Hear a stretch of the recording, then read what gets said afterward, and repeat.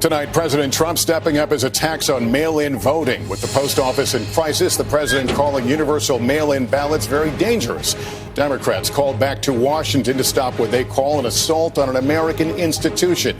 The president's postal chief set to testify at an emergency hearing, and on the front lines, what mail carriers are saying.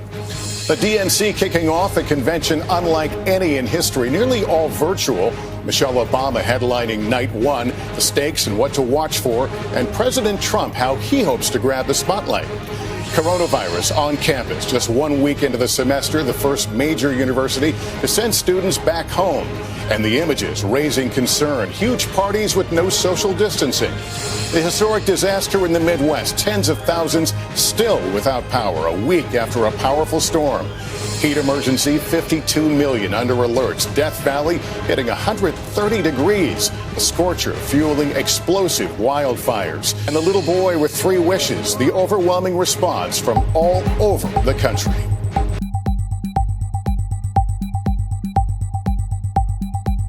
Good evening. As Democrats take the spotlight at the start of their national convention tonight, they are also rising up against the dismantling of the Postal Service and President Trump's simultaneous attacks on mail-in voting. The president, the Democrats say, further undermining the integrity of a process pushed to the forefront by the pandemic. House Speaker Nancy Pelosi recalling House members from their break in an effort to direct desperately needed funds to shore up the Postal Service with the presidential election looming.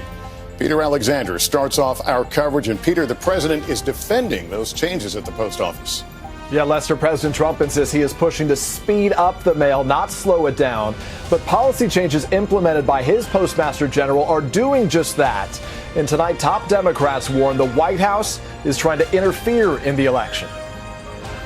President Trump tonight is kicking off a week-long campaign swing while escalating his attacks on mail-in voting that election experts widely agree is secure. This universal mail-in is a very dangerous thing. It's fraught with fraud and every other thing that can happen.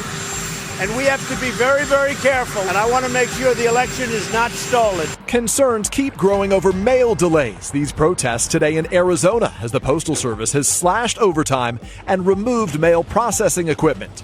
Moves it says are designed to cut costs and improve efficiency, but that could slow the delivery of ballots. Now, Democratic attorneys general in at least 10 states are discussing taking legal action. So he's doing everything in his power to try and sow doubt and undermine the vote. And I'm telling you, I will not let him get away with it. Speaker Nancy Pelosi is calling the House back from its August recess to vote on a proposal Saturday that would direct $25 billion to the struggling Postal Service and roll back recent changes to mail operations. In a letter to Democrats accusing President Trump of a campaign to sabotage the election. The president today delivering mixed messages while denying he has anything to do with the slow mail delivery. We want to make sure that the post office runs properly, and it hasn't run properly for many years. But when asked whether cutbacks will have an impact on the delivery of medications or prescriptions. No, the post office is running very well.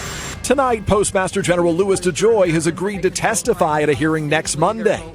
Demonstrators this weekend protesting outside the Washington home of DeJoy.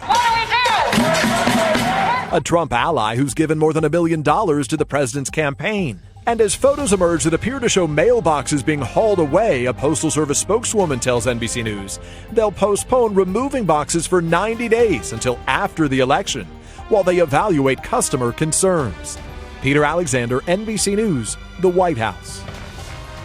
This is Jeff Bennett. In upstate New York, postal clerk Lori Cash rises just past midnight each morning to open the Depew Post Office. Cash, a local postal union president, says the early hours don't bother her. What does are the dramatic changes she's seen recently in the way mail is delivered. Our cardinal rule is to not delay the mail. So to have someone come in and all of a sudden tell us we're not going to deliver all of the mail every day is a complete change in the culture that we were taught from.